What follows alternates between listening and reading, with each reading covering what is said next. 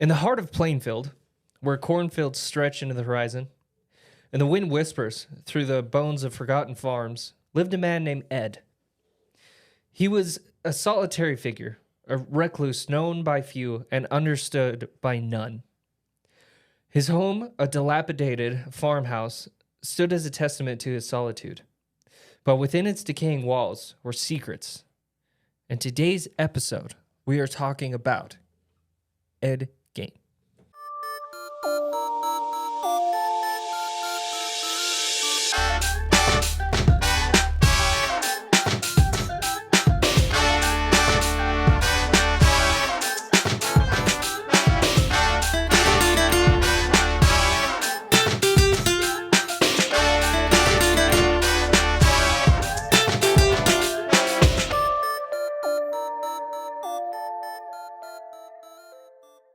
Hello and welcome to La Cantina Last Call, where each week we talk about new and terrifying experiences. My name is Tony, your host with the most, and today I'm accompanied by... Just Austin, or El Skeptico, as the new mugs we have say. I know, dude. I'm excited about these mugs. Right? They're super nice. We got these from our good friends at Seven Gremlins. Yeah. Shout outs to you, Seven Gremlins. Thank you yeah, again you so guys are much for the mugs. awesome. And another exciting news that I have. Super excited. That I'm like really excited. We got some shirts.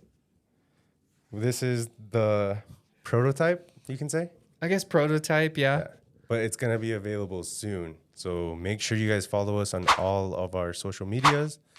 And Available to a dumpster fire near you.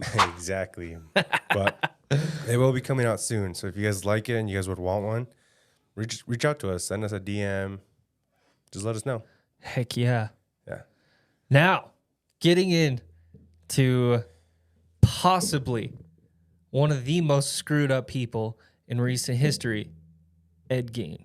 Oh, dude, you've been talking about Ed Gein, and I'm low-key excited. Especially you said it was back home.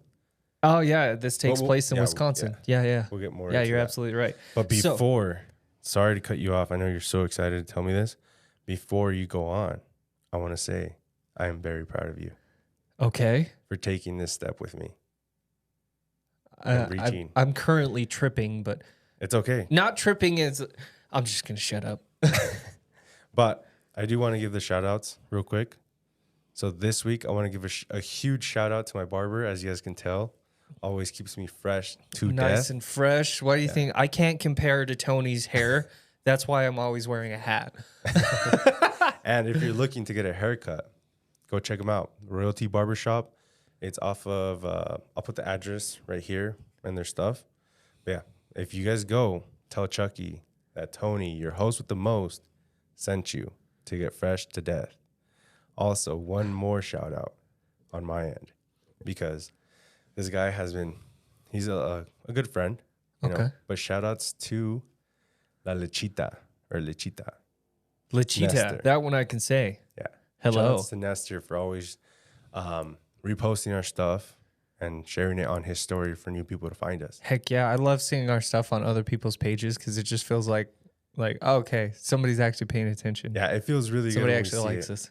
Like whenever we get it, I'm just like, dude, that brings joy to me. Right? They like me. They really like me. They like me. Insert the clip right here. And I can't deny the fact that you like me. Right now, you like me. But anyways, today, what are we talking about? We Mr. are talking about, Skeptical? like I said, Ed Gein. Now, I have a question to open up this interesting, to say the least, story. Do you love your mother? Yeah, I would say I love my mom. Yeah? She's Did she ever do some weird stuff like don't do that, that's bad, but it was like something that you grew up and it was like, oh, that's not that bad? Sure. I mean, she threw a keyboard at me one time, so Okay. But yeah, she did tell me to do some stuff. I'm like, why is this bad? Yeah, see, with my parents, it was always don't smoke. And I'm not advocating for smoking at all. But the one time I was dumb enough, that I was like, okay, I'm gonna try this. I was like, this isn't that bad. What were they talking about? I mean, Kind of though. It is kind of bad. It is bad. That's a terrible example. That's just one that I have. Mine's like, I guess now that you're saying it like that, and you actually like made my mind think, like you warmed up my mind to it. With drinking, I guess, or like doing extracurricular activities. Okay. I can understand why. I mean, because everything you do kind of goes into like addiction. Yeah. Yeah, that's true. Or like, going somewhere after dark or something. Like my parents were huge on that. Dude, my mom. And the first time I went out at night, I was like, this is boring. I don't want to be here. No, but nothing me, crazy. For me, I've shared this story with you. Remember that one time where I went to go help with my friend? Yeah. Was it? I think it's Torta's Mind Blowers. It might have been. I'm not sure. Because I have recently found out that Austin might be from a different dimension. But we'll get into that later. Well, yeah. With what you were saying, to come back to it, yeah, they do tell me not to do certain things. And like ditching school is one of them. Like don't ditch school, it's bad. Yeah. I should Well, have listened in that part. our good subject today, Eddie, may have taken this too far. Really?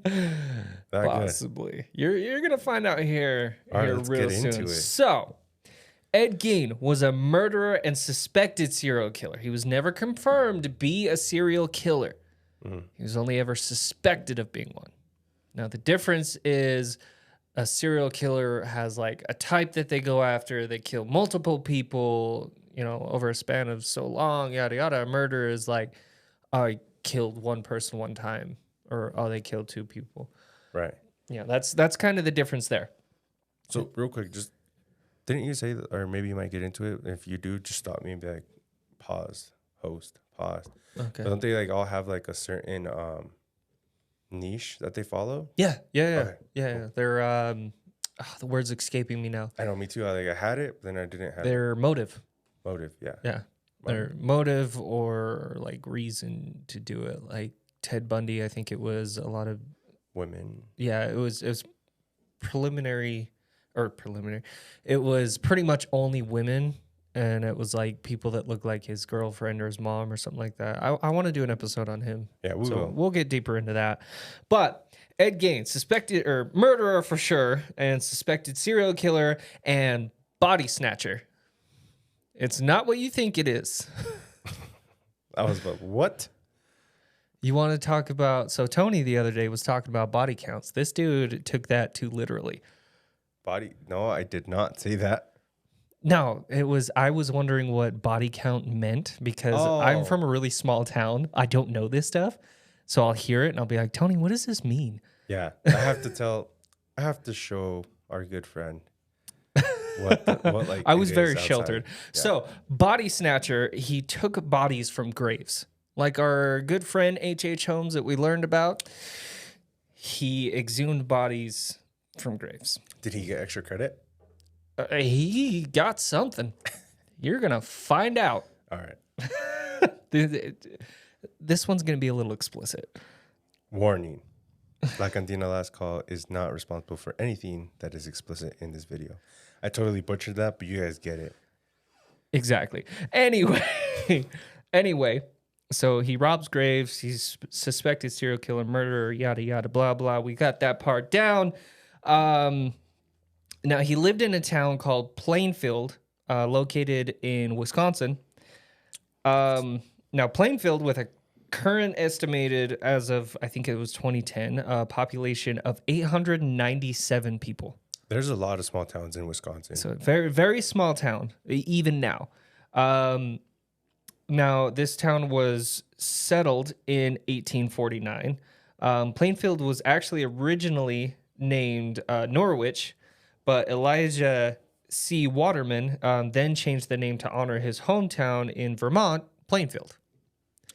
So he was the original guy there, and he changed the name of the town at some point to honor his home, which is, that's cool. Like do your thing. Subtle, like thank you, basically, or yeah. More like, hey, look what I did. Anyway, Now, moving on, we're going to kind of get into Gein's like early life and a little bit about his family. So Gein's parents were named George Philip Gein. He lived from 1873 to 1940. So, he died while the Second World War was popping off. Right. And his mother, Mama. He got Mama over here. Dude, my bad. Right when you said Mama, I just heard, what's that dude's name, dude? I just keep hearing Water Queen. Boy. No, from Queen. Oh, Freddie Mercury? Mama! Ooh! So her name was Augusta. This name I'm going to butcher, but it's Hameen, something like that. I don't fucking know. Augusta Gein. She was alive from 1878 to 1945. Right. So, okay. Again, Second World War is kind of closing down at this point, I think, if I remember right. Or that's when it ended. Duh. So Augusta Gein, Mama, as I keep calling her. So Augusta Gein was devotedly Lutheran. Oh, dude, I never knew what Lutheran was until I moved over there. Oh, no shit. Yeah, I had to look it up. know. I had to look it up. For anybody who's curious, it's like... Isn't it like a mix of like... It's like a spin-off of Catholicism. Yeah. Mixed with some other things. Yeah. That's when I was like, what? Dude, did you know? Okay, little fun fact about me. I thought everybody was Catholic at one point. Oh, really? Yeah, growing up, I thought everybody was Catholic. Like, I thought that everybody practiced what I did. Oh, or what I grew up practicing. Mm. Until, like, I started, like, realizing, Right, and then it's weird when they don't. Yeah, it's the biggest thing that just happened, like Ash Wednesday. Mm. Like, I would show up to school because, like, they said you couldn't really take it off. It had to come off by itself. Yeah. And I would get to school. I'm like, oh, did you go to Ash Wednesday? Yeah. And they're like, what is that? And I'm like, dude, like, Ash Wednesday. Like, come on, like, Easter's coming. Like, it's 40 days. And then, like, a lot of people were like, what are you talking about, And then it was mostly like my white friends because I used to be a skater. I'm still a skater. Yeah, I can still do it, but Nice. anyways, yeah, like no one really knew what I was talking about, and then like Fridays would come by, Yeah. and during that period of time, sorry, I went on this tangent, but I feel like I have to let it out. Yeah. Like every Friday, like today, you're not supposed to eat red meat Okay. because of Lent, Right. and like I would see people eat red meat. I'm like, what are you guys doing? Like, You can't do that. can't do that. It's the Lord's Day today. What are you doing? Which Nice. I totally forgot, and I accidentally ate red meat today. That's okay. I didn't know that was a thing. That was a good bit of information. I know. Now, moving back to Mama Augusta Gein. God, that's a freaking weird name. So, she's devoutedly Lutheran. I mean, like, Lutheran as it gets. Preached to her sons, she had 2 sons, about the evil of drinking and how women are naturally promiscuous. So, if Tony, promiscuous means kind of doesn't leave much to the imagination. They're kind of a Oh, okay. body snatcher. Let me see. I have a word for it in Spanish. Skonka. Yeah, whatever that is. So she would tell them that, oh yeah, girls are no good. Don't go there. So And, basically, like the water boy. little Ed's like, yeah, mama. Yeah, mama. Okay, mama. No Vicky Valancourt here. But I like Vicky Valancourt's boobies. And I like Vicky, and she likes me back. And she showed me her boobies, and I like them too. So she would often preach how women were naturally promiscuous and instruments of the devil. They're of the devil. What did she say? That girl's the devil. That girl's the devil, Bobby Boucher. But I love her, mama. She showed me her boobies. She showed me her boobies, and they were nice. Now, she had a set time every day to read to her 2 boys, Ed and Henry, her oldest son, from the Bible. And it was usually using scriptures that had to do with death, murder, or divine retribution. Now, divine retribution is punishment of a person or a group by a deity, like God punishes them. Right. But despite the abuse, which is, when I read this, I was like, I don't know if that's abuse. That's more like, hey, this is my religion. Y'all are doing it. Yeah, this is more you're just going to get brought up with it, or this is what we do. This is Yeah, what you're gonna yeah, that's how I took it. So despite all of this, Gein became obsessed with his mother and idolized her. Okay. So he's just sitting there like, Mama, I love you, Mama. Whatever you say, Mama. Whatever you tell me, Mama, I'll kill for you. So Gein's father, George, was an alcoholic, which seemed pretty common Back in the day. from the sounds of it. Yeah, everything I've seen, that's pretty common. Now, he was unable to keep a job. So it's a hard time keeping a job. So after working as a carpenter, a tanner is somebody who tans hide to be used for other products. An insurance salesman, and after even owning a grocery store, they left a place in Wisconsin called La Crosse. Dude, I know La Crosse. Okay, good. I was hoping you would. Yeah. So they left La Crosse and they went to Plainfield, Wisconsin. Right. I don't know why that sounds really, really familiar. Like, really familiar. I don't know. Maybe you've seen it or Maybe I've been there. been there. Who knows? Now, after moving his family to Plainfield, Wisconsin, my notes kind of go weird here. No, they moved into like a farmhouse kind of in the middle of nowhere. Which is common over there. Yeah. So they're pretty well removed.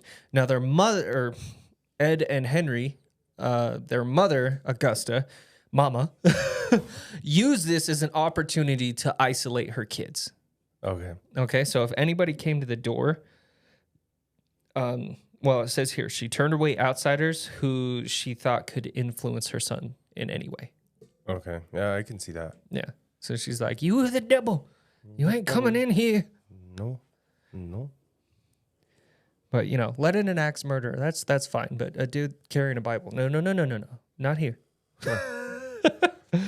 Anyway, so the childhood life of Ed Gein is what we're moving on to next. Okay. More about Mama. So Gein left the farm to attend school, which was weird for the mother, Augusta, Mama. So, like, would she, like, try to, like, homeschool him and stuff?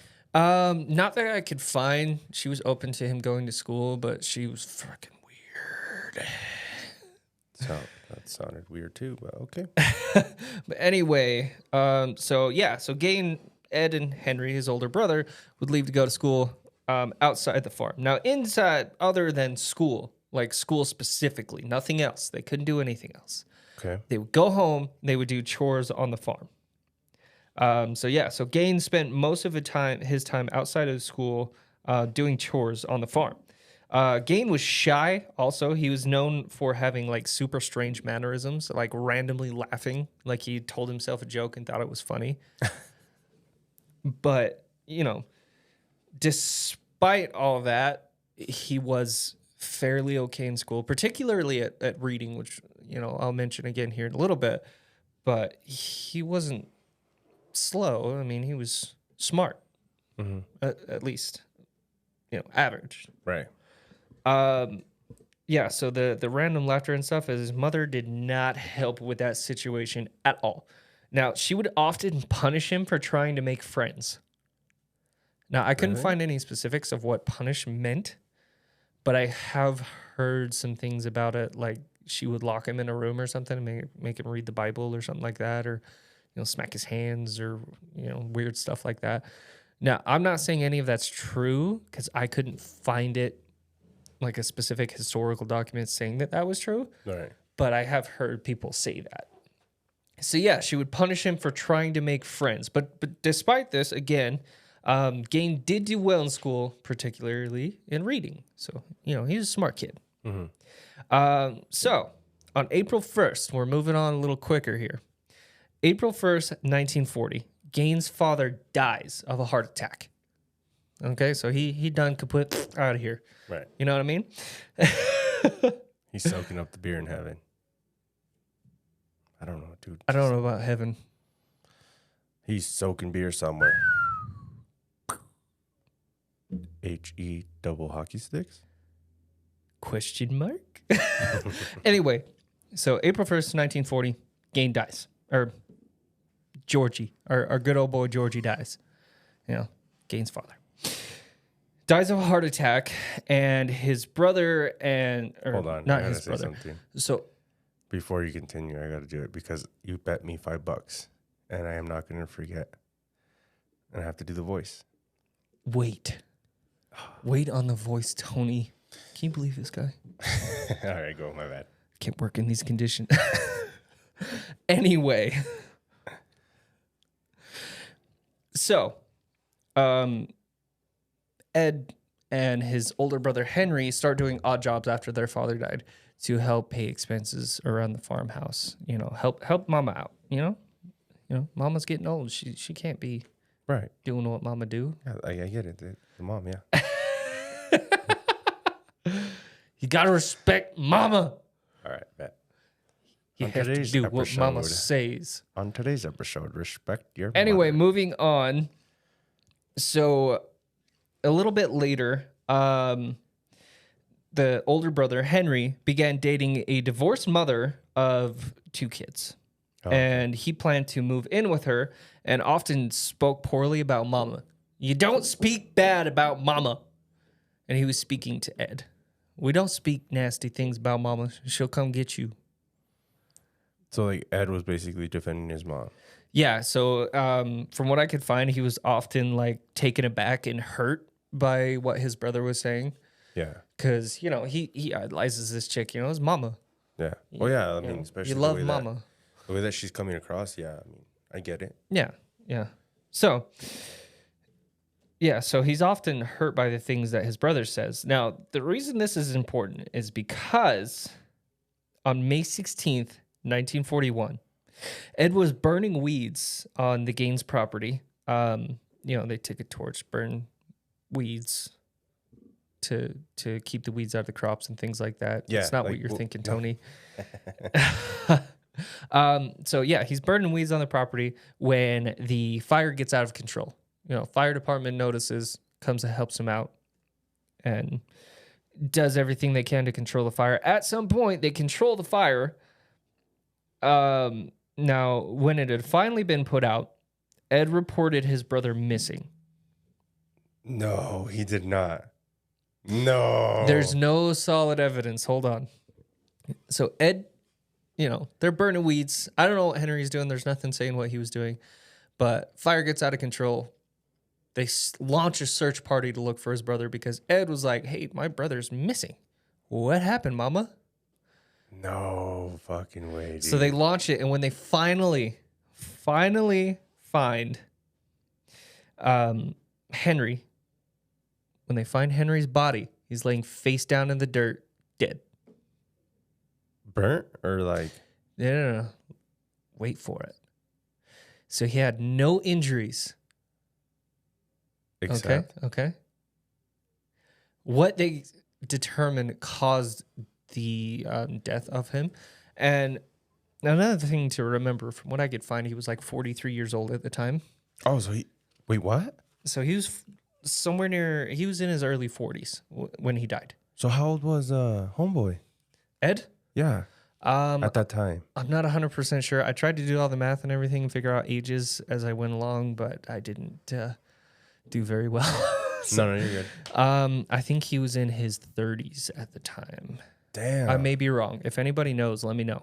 Dude, this whole time I've just been picturing 2 little boys burning weeds. Yeah, no. So he's not a little boy at this point. He's all grown up. Okay, yeah, You know, okay, I got you. Big yeah. Ed. Big Ed.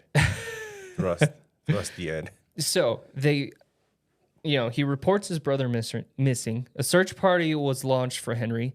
When he was found, face down in the dirt, it was determined that the cause of death was heart failure. So they say. Yeah, I mean, I don't know. Yeah, from what you can find, obviously. Like, Yeah, from what I could find, they said it was heart failure. Now, it is, Well, I'll get to it in a second. So no other injuries had occurred, including burns. He wasn't burnt. Now, the reason that's an issue is because they had an out-of-control fire.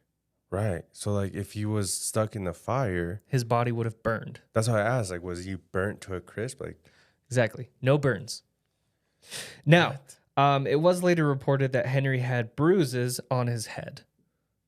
oh, Now, there's no proof that Ed actually killed him, nah. but He took a shovel to the face. now it wasn't specific about where on the head Right. was bruised, but I'm assuming like top of the head. I would think like You more know. like the back. Yeah, back of the head, top Back of the head type top of the thing. head, yeah. Yeah. Because that would be consistent with. Yeah. To be honest, yeah. But wouldn't like, well, because when you did that, I pictured like those pickaxe. So wouldn't there be like a hole? Not necessarily. Because it could have been something. I mean, you got to remember, this is back in the 1940s. Mm-hmm. So not quite as advanced as our medicine and things are today. But the one thing I can imagine is smacked with a shovel, knocked unconscious, smoke inhalation, died. Oh yeah, with the carbon monoxide and stuff like that. Yeah. Yeah. And that's what you get for talking shit on mama. You don't talk shit about mama. His own brother. He like basically pulled the scar. Now, like I said, and for anybody watching this, it was never proven. You know, it very well could have been heart failure. And he, you know, when he died, he hit his head and it got a bruise. It's a conspiracy. You know, who knows? Now, like I said, it was later reported that he had bruises on the head, but police dismissed any foul play. So they said, nope, he died. He up and died. Ain't got nothing to do with Ed and Mama. Even they respected Mama. What if that's true? I don't know. Conspiracy of the day. Now, Ed and Augusta, Mama, are now alone. You know, nobody's there. Dad's dead, brother's dead. It's just good old Eddie with his good old mama. It's just the two of us. Doom, doom, doom, doom, doom. I totally butchered that beat, but you Close get it. enough. So, Augusta, Mama, had a paralyzing stroke shortly after Henry's death. Damn. So, paralyzing means like, Yeah, like when you like lose- half their face doesn't work, or they get, Right. you know, they're bedridden, or you know, things like that. Now, Ed devoted himself solely to taking care of her. And there is one thing worth mentioning before I mention her death, is just to kind of show how devoted she was to don't screw with any women. So her and Ed saw a man beating a dog one time, right?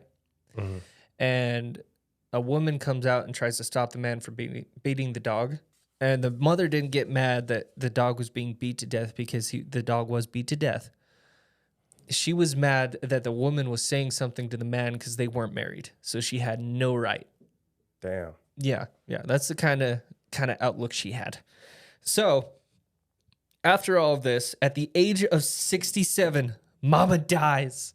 Dead. Mama dead. She had a second stroke that finally killed her. So it killed her on December 29th of 1945. So Mama's out of the picture. No more Mama. I don't know how to feel about that. R.I.P. to a goat. So after this, that's when Gein became a shut-in. So he would earn money from doing like odd jobs around town. Mm-hmm. And, you know, he was liked, and, you know, people were friendly with him and stuff. It was nothing crazy. He was just like a shut-in. Like it's just Ed. Yeah, it's Ed. Hey, Ed, how's it going? Fucking weirdo. Where's your mama now? Where's Mama now, bitch? Took the words right out of my mouth. Anyway, so yeah, doing odd jobs around town, earning some money. You know, no more Mama, so he's just trying on to his own, he's trying to make it through. You know, Just living life. and the other thing, this is where it starts to get weird. Gein boarded up rooms that his mother used so as to leave them untouched. So any room that she used, this is including like the kitchen, the bathroom, her room, anything she touched was boarded up. Nobody went inside of it. Like, you're not going to come into mom's space. You don't get in mama's space, okay? Damn. So I didn't write it in my notes, but I did see that he lived in a small room next to the kitchen. Okay. So he This was is like a really small part of the house that he was just in. Yeah. So he's basically sleeping in a broom closet. Who knows? A studio in California. Yep. So he boards up everything so that nobody can touch it, not even him. Gein also began to read magazines around this time that had stories of adventures, cannibalism, and it had a weird story of Nazi atrocities. Because remember, this is World War II era. Isn't it post World War II? At this point, it's post World War II. Specifically, so it's I'm gonna butcher this name, but Isle Koch, who was a person who was a Nazi. They selected prisoners on death row that if they had tattoos, and they would make lamps out of their skin. Yeah. Now I have a little bit more about this person. What did you say his name is? Isle Koch? Isle Koch. I'll catch you. It was a woman, by the way. There's a picture of damn. her. Yeah. We'll We'll put the picture up somewhere right here. So, Isle Koch was a German war criminal who committed atrocities while her husband, Karl Otto Koch, was a commandant at Buchwald. Now, I don't know where this is. I'm assuming it's in Germany. Though Isle Koch had no official position in the Nazi state, she became one of the most infamous Nazi figures at war's end because of skin lamps. Damn, dude, imagine that. Hey, buy a skin lamp. Oh, God. So, this is where we get into the interesting stuff. This is where it starts to get explicit. So if you're uncomfortable with this sort of stuff, now's a good time to rewind and watch another episode. No, I'll just put here where you can skip to. I'll just put the timestamp. Yeah, I like that. So on the morning of November 16th, 1957, 58-year-old hardware store owner Bernice Warden disappeared. She gone. Bye-bye. Now, Warden's son was a sheriff. Oh. So he's the sheriff of the town. His name was Frank Warden. So he entered the store around 5 p.m. To find the cash register open and bloodstains all over the floor. So Frank told investigators that the evening before her disappearance, Gein was in the store and he was supposed to return the next morning for a gallon of antifreeze. He was supposed to return on the morning of her disappearance. Right. So like that leads to suspicion. Yeah. So that's the first person that would have seen her or had any possibility of seeing her. So that's kind of like a good place to start. Now that evening, Gein was arrested at his farm, and his farm was searched. What did they find, bro? Let's get into it. So a sheriff's deputy found Warden's decapitated body in a shed. So had her head cut off. Now here's the fucked up part. I told you it's getting explicit. Very good. She was hung upside down by her legs. Missing head, hung upside down, naked. And she was dressed out like a deer. Like when you skin a deer, right? Exactly. When you're What taking the out the fuck? insides and things. Yeah. That's what the scene was here. What the fuck? Yeah. It's muffed up. Neta? No mummies. Yeah. No mummies. That's a no mommy's moment. Anyway, the only silver lining out of this was she died after being shot by a 22. So she didn't have to go through any of the getting cut open, head cut off, any of that. So thank God for that. Yeah, because, dude, that's... Damn. At least that happened. So after finding the body, the officers searched the house, and I have a list of what they found. Hit it. The first thing is human bones. What? So they found human bones. Now remember, he was grave robbing and things. He was, Oh, yeah. He was body snatcher. So they found human bones. They found a trash can made of human skin. What the... What? Yeah. So they found several human skins on chairs, like it was part of the chair. Like a drape or, oh, what? Like it was part of the chair. Like he replaced the fabric with human skin. What? Yeah. The next thing they found was skulls on his bedpost. So he had like a 4-post bed, and on both sides of the posts were human skulls. Mama fucked up there. Damn. So yeah, so he has skulls on his bedpost. So that's screwed up. So he also had female skulls with the tops sawn off of them. Explain. Because, like, I can So visualize it a little he's bit. got a skull, and the top of the skull is sawn off. Oh. Which brings me to the next thing. He had bowls that were made of human skull. So he was eating out of these fucking things. Dude, what the... What? It gets worse. Much worse. Okay. Nipple worse. You'll see. The next thing he had was a corset made of a female torso. And when I say corset, it was atomically correct. Dude. Meaning, and we'll get into this in just a second, he wanted to dress up as a woman. What? Now, there's a reason for this, and he gives the reason. So we'll get into it in just a second. Give me just a little bit. We got more stuff to get through.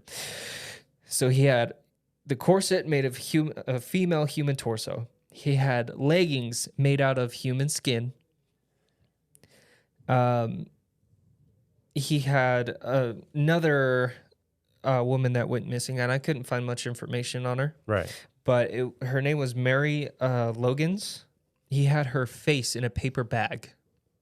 Dude, this is bringing, like, Texas Chainsaw Massacre vibes. Just wait. Okay.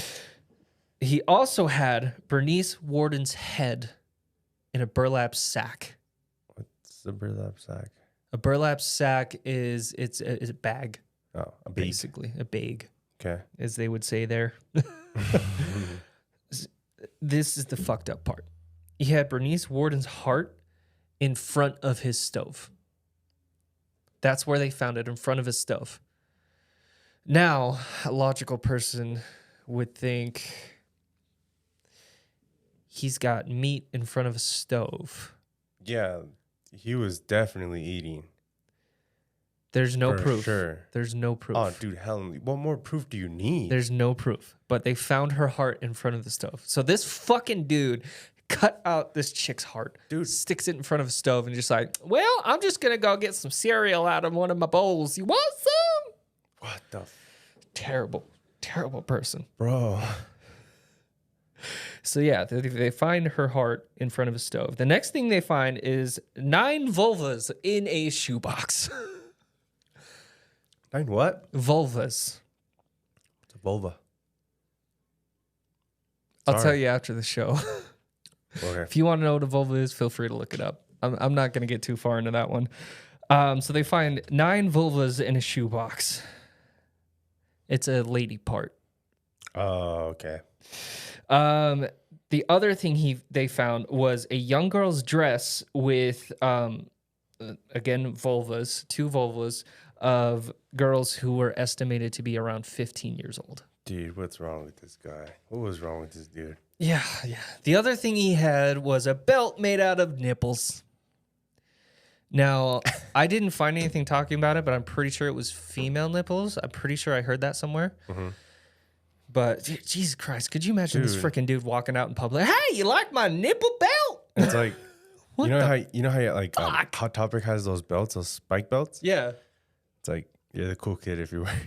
You're the cool kid if you have a What nipple the belt. fuck? You're not cool unless you got a little girl's dress made out of vulvas. Yo.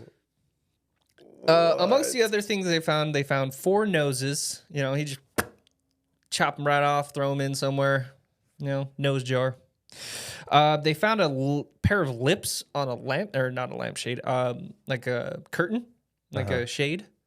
Yeah, they found it hanging off the drawstring for the curtain. What? And the other one, and I saved this one for last because I got a feeling I know where he got this idea from. He had a lampshade made out of human skin. Bro. Who the fuck does that? What is wrong with this guy? Now, I do want to get into mental illness is a very real thing. Yes, it is a real thing. It is absolutely a real thing. This guy, well, I'll get into it right now off my notes. When questioned, Gein said that he would go to the seminary, in a dazed-like state.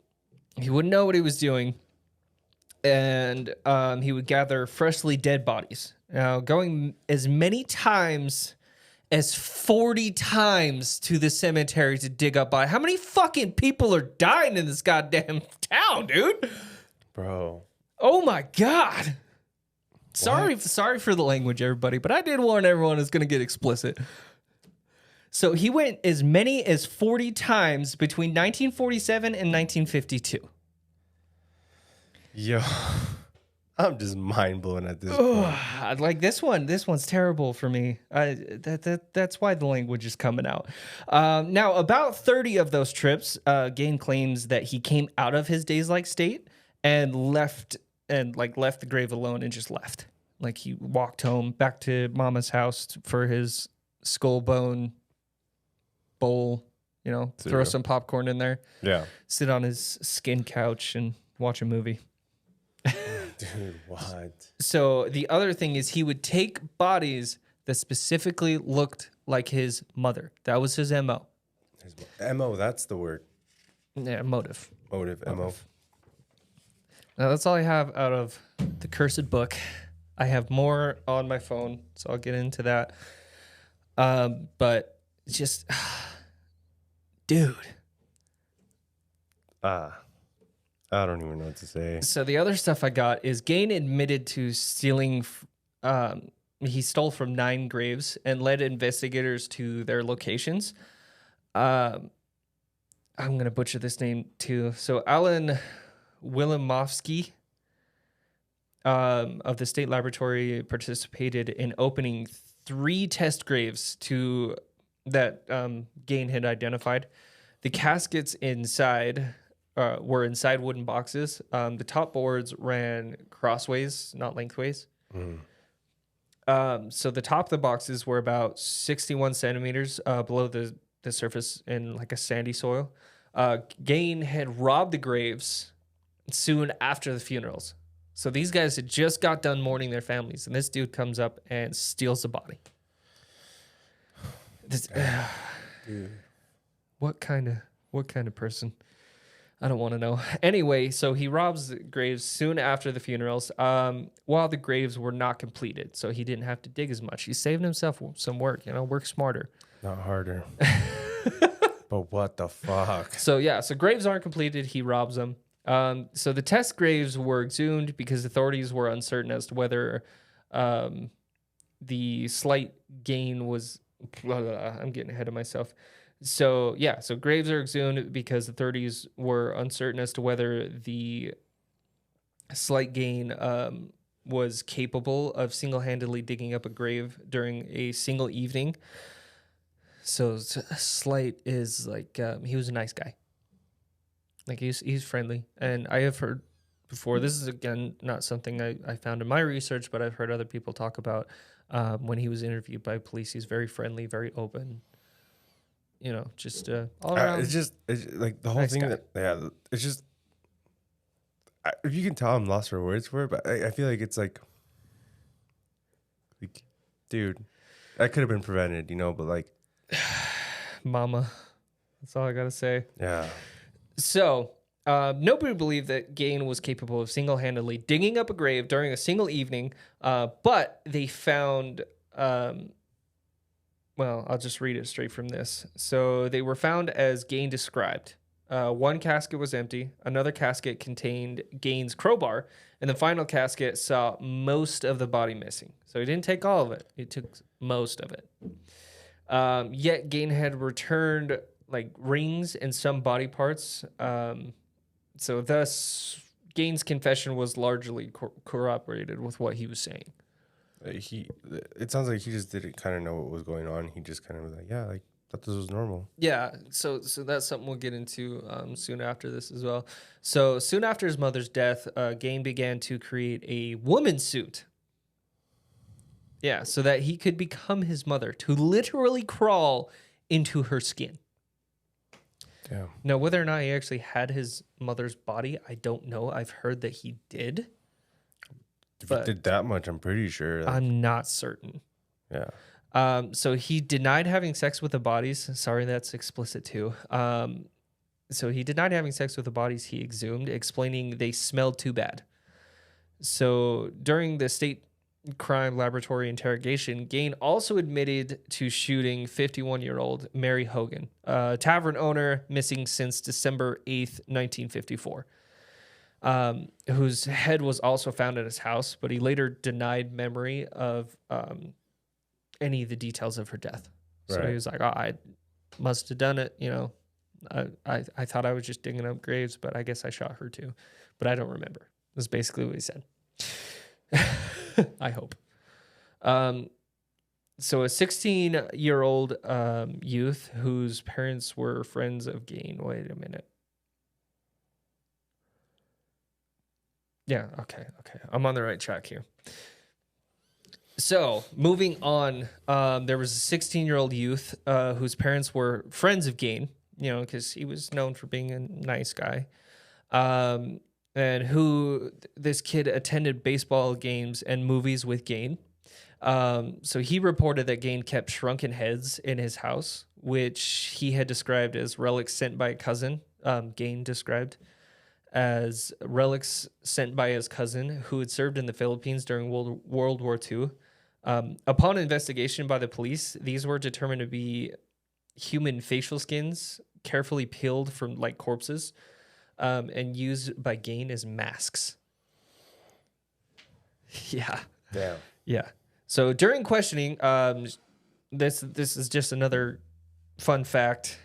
So during questioning, Sheriff Art Sheely reportedly assaulted Gein by banging his head and face into a brick wall.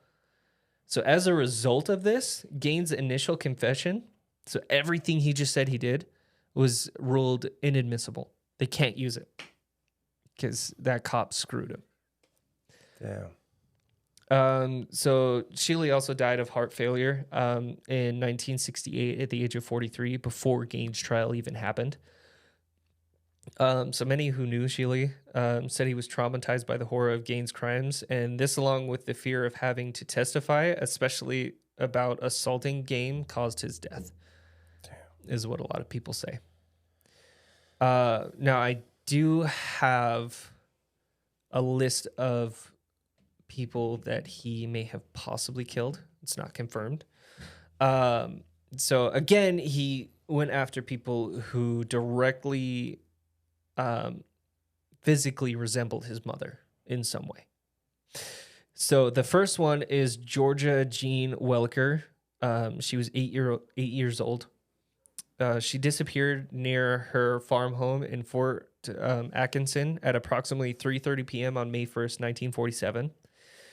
She was given a lift home from grade school in Jefferson. Oh my gosh, I'm having a hard time here. By a neighbor who dropped Welker off at the lane that led from U.S. Highway 12 to the Welker farm. So, you know, a lot of farms, they have like a long stretch. Yeah, down there it's like that. Yeah. So he drops her off there. She starts walking to her house.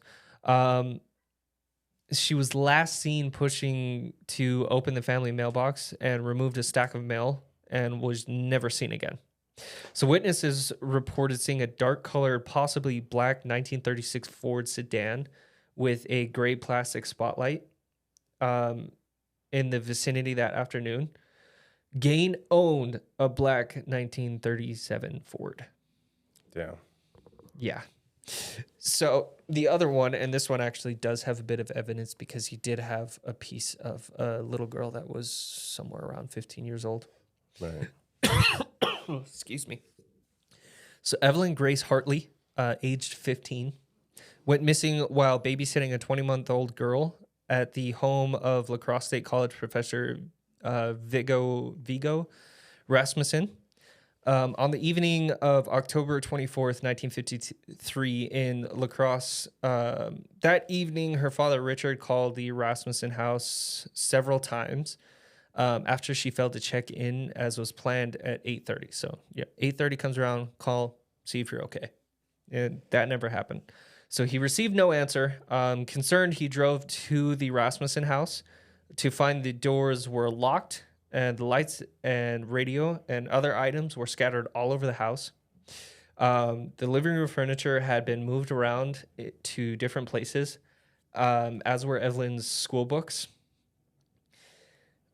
Let me zoom in a bit on this so I can see it better. Sorry, people. So Richard found her shoes in different rooms. One shoe's upstairs and one downstairs. So Evelyn's school books, shoes upstairs, downstairs. He also found his daughter's broken glasses upstairs. Richard did not find Evelyn in the house after. So obviously Evelyn, the little girl, is gone. So Richard, the father, did not find her in his house. After his arrest, Gein was questioned regarding Evelyn's disappearance. However, he denied involvement in the disappearance and passed 2 lie detector tests. So police found no trace of Evelyn's remains during a search of Gein's property as well. So that is one thing worth noting. Now, the next one is Victor Harold Travis, age 41, a resident of Adams County. Went off to hunt deer. So he was in the company of a 43-year-old acquaintance, Raymond Burgess, a resident of Milwaukee. On November 1st, 1950, in the late afternoon, the pair stopped for refreshment at Mac's Bar in Plainfield. So for several hours, at around 7 p.m., they both left the bar, got into Burgess' car, drove away. The hunters, along with the Burgess car was driving, were never seen again, and no trace of them was ever found. So Travis Burgess had been hunting on the farm next to Gein's, despite his objections of their disappearance. It gets weirder. So now we're going to move on to Gein's trial. On November 21st, 1957, Gein was arraigned on 1 count. He only got caught for 1 count of first-degree murder. Damn. So he pleaded not guilty because of reason of insanity, but he was diagnosed. He was diagnosed with schizophrenia and found mentally incompetent, thus unfit for trial. And he was sent to the Central State Hospital for the criminally insane. And it's now Dodge Correctional Facility. It's like a maximum security institution for dangerous people like Ed Gein. So in 1968, doctors determined that Gein was mentally able to confer with counsel and participate in his defense. So his trial began. Oh my gosh, my phone's still freaking out. I'm sorry. So his trial began November 7th of 1968 and lasted 1 week. So a psychiatrist testified that Gein had told him that he did not know whether the killing of Warden was intentional or accidental. So, obviously there's some stuff going on here. Mama fucked him. That's what I'm trying to say here.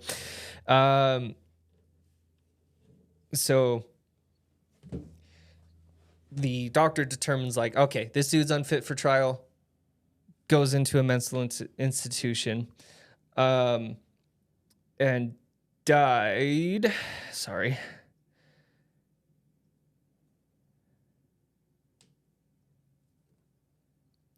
Where's it? Okay, there we go. So Gein died at the Mendota Mental Health Institute due to respiratory failure and secondary lung cancer on July 26th of 1984.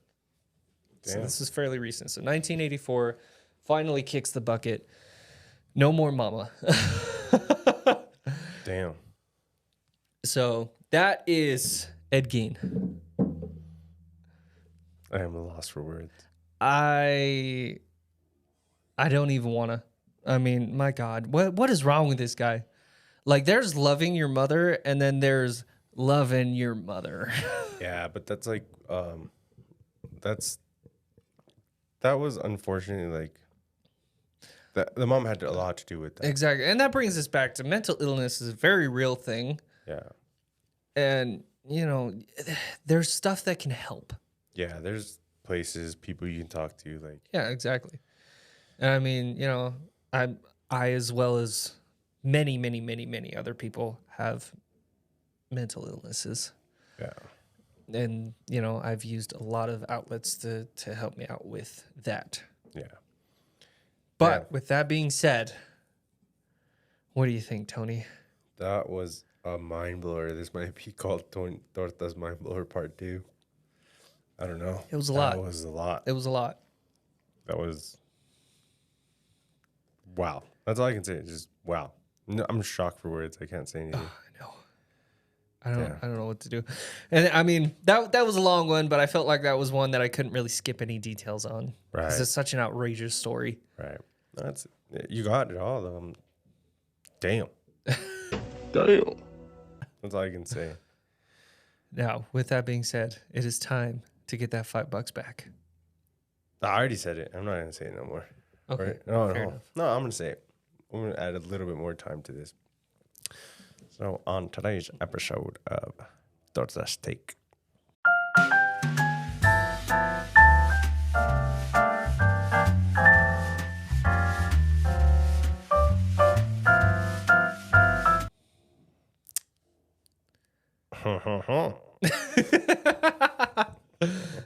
No, so I actually have something for you today. Just gonna use a little bit more time. Yeah, do it. I have a conspiracy for you. Okay.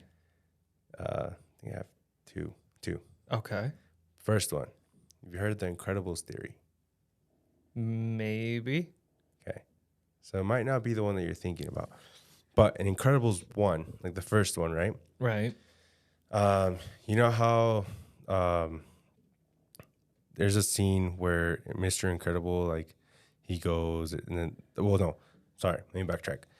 There's the scene where they're bowling, or they're going to go bowling, but they're actually listening to the police scanner. Yeah. And the lady's looking, like, stalking in a way. Right, she's watching them. She's watching them, and she's, like, talking on the phone saying, he's with the fat guy, you know?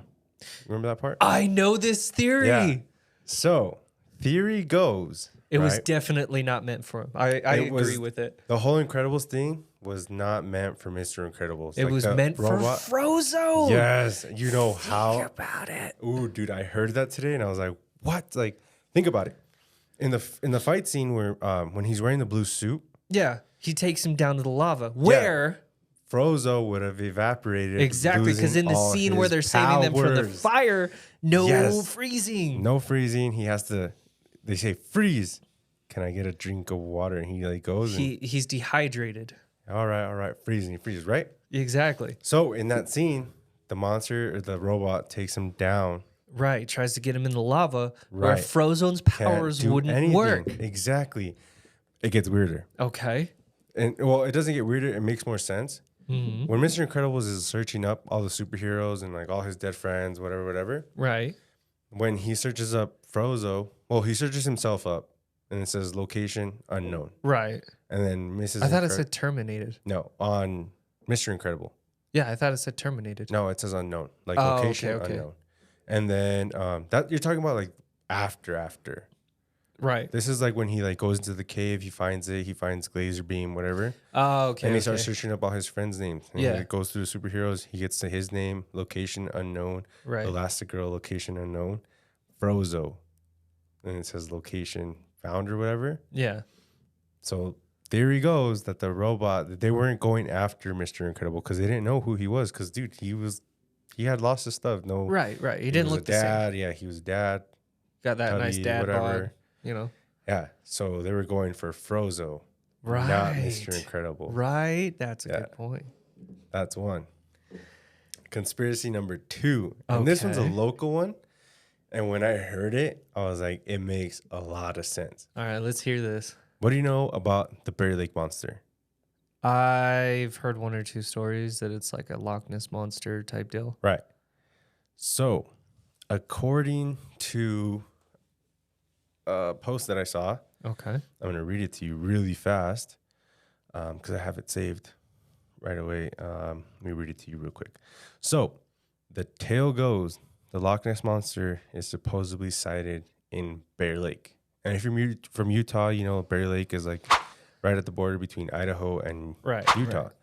So it says that it's like a big thing. They believe the Loch Ness Monster is there or whatever. Yeah. Little Nessie.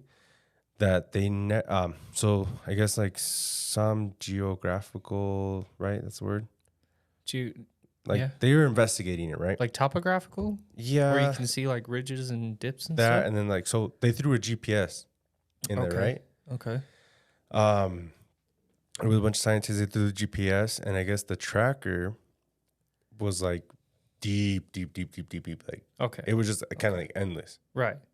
Who knows if the tracker... The Bear Lake is very, very deep. Yeah.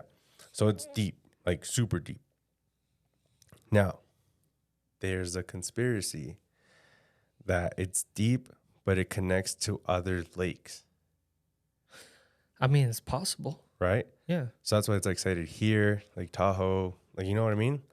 What if the creature can travel through lakes and just pops out, and that's how it hides from us? Yeah. And then there's another theory that there's tunnels under there. So whenever someone drops a GPS, it just shows that it's just endless. Huh. Okay.